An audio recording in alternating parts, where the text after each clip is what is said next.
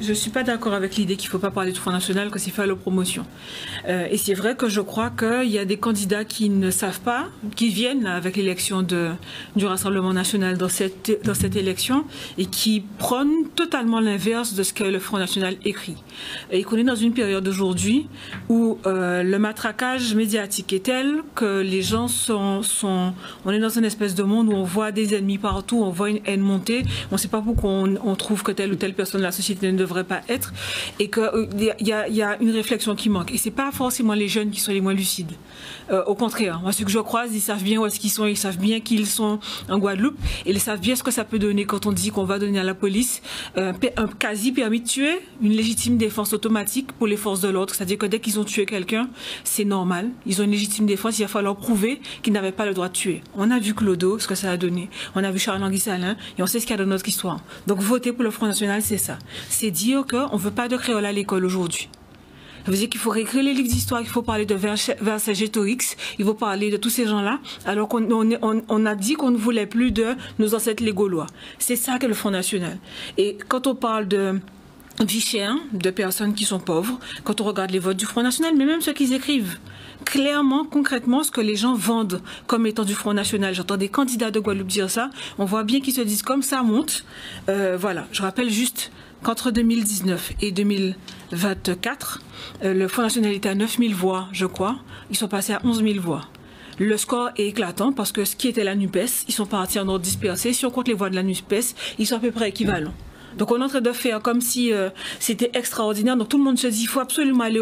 Il y a 2000 personnes de plus par rapport à 2019 qui ont voté pour le Front National. Donc il n'y a pas un raz-de-marée. Mais c'est bien ce que je dis.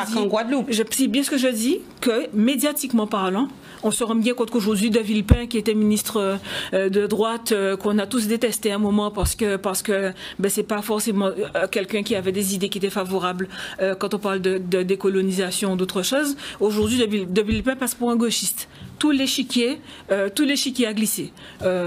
Je suis d'accord sur une chose, on ne peut pas être hypocrite et regarder uniquement le Rassemblement National quand la Lyotte a des députés qui appellent les Mahorais vermines qu'il faut exterminer. Je suis désolée, vous faites partie du problème.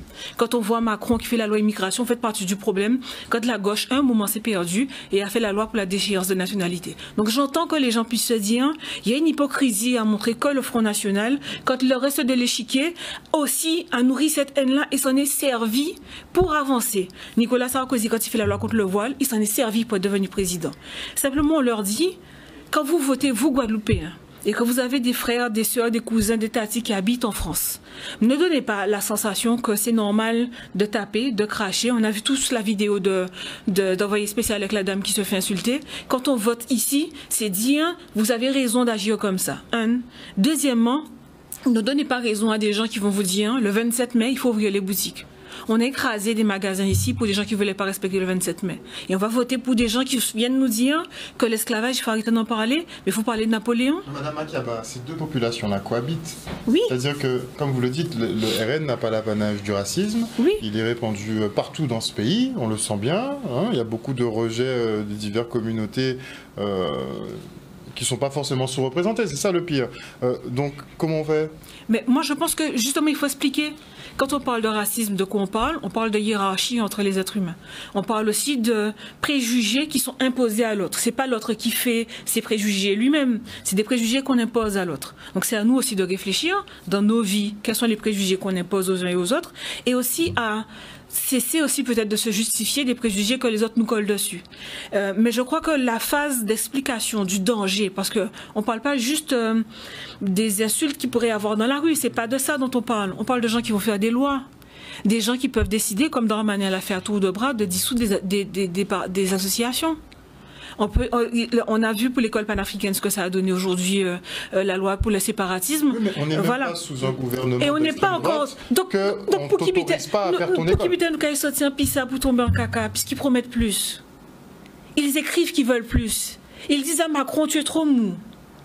pourquoi nous, Guadeloupéens, on veut aller vers ça. Ce que je dis aux gens, c'est faites attention, prenez le temps de lire, regardez les gens qui vous parlent de social et de c'est pas grave et de ci et de ça. Et des fois, j'entends des propositions que portent des Guadeloupéens. Mais les gens qui regardent et qui écoutent se disent oui, mais il y a des Guadeloupéens, donc ils sont pas fous ceux qui sont avec. Mais justement, mais même ceux qui sont avec, je regarde le programme et je regarde ce qu'ils disent. Je suis dans les groupes de 2 ou 3, ils savent peut-être pas que. Et je regarde ce qu'ils proposent à la population. C'est à l'inverse strictement de ce qu'écrit le Front National. C'est pas que j'invente, c'est pas que j'ai envie de traduire. Ce qu'écrit le Front National, c'est l'inverse. Donc soit ils se disent qu'il y a une étiquette, comme il dit, opportuniste qui permet de gagner les élections. Donc on prend l'étiquette. Et puis le parti, ça lui va d'avoir des Guadeloupéens noirs à présenter pour dire voilà, on n'est pas raciste. C'est peut-être. C'est un échange de bons procédés. Mais les Guadeloupéens, vous quand vous votez, voilà. Député européen guadeloupéen. Oui. Qui arrive aussi dans une période, enfin dans une élection où les Guadeloupéens ne se déplacent pas, 83% d'abstention, où en face, les partis politiques traditionnels sont out, sont obsolètes. Nous, on n'y va pas parce que notre combat, il n'est pas là, à cet endroit-là pour le moment, et que la question se pose de savoir s'il faut véritablement rester en Europe. Je pense lui émerge, selon vous. Je pense que oui. Je pense que c'est plus le fait qu'en face, il n'y ait pas forcément de répondant qui permet à quelqu'un qui a le temps de faire le tour toute la journée pour serrer des mains ou autre chose, d'emmener des agriculteurs au Parlement en France, pour qu'il fait que ça fonctionne. Sur ce plateau, si vous êtes élu demain, vous ne serez pas obsolète. Ah, mais peut-être. Mais le combat que nous on mène en tout cas, c'est de faire en sorte que on n'est pas justement à, comme je l'ai dit, moi j'appelle ça l'éléphant blanc, c'est-à-dire vous avez l'État, la France au milieu de la conversation et on fait comme si à chaque fois on le voit pas. Moi je veux plus de cet éléphant blanc là. Je veux pas aller entre Guadeloupéens. Et peut-être qu'on va se fâcher, et peut-être qu'on va s'énerver, mais à la fin, on va sortir avec une solution qui est nôtre. L'éléphant le met. Voilà. L'éléphant lui donne sa place, sa case. Il est lourd, hein, l'éléphant. Voilà. Mais pour le moment... Pour le pousser, ça va être difficile. Mais il faut qu'on s'y mette, parce qu'on en parle tous sans le dire. Oui, il dit faut qu'on arrive à avoir... il faut qu'on arrive à avoir... qu'on fasse nos lois qu'on gère. On ne peut pas les faire aujourd'hui. Vous voyez que c'est logique, c'est évident. On devrait pouvoir le faire. Et bien, on ne peut pas le faire. Donc pour nous, c'est cette évidence-là que chaque Guadeloupéen voit. Quand il critique Chalus, on dirait qu'il parle du président de la Guadeloupe. Il nous semble qu'il faut qu'on y aille ensemble. Monsieur.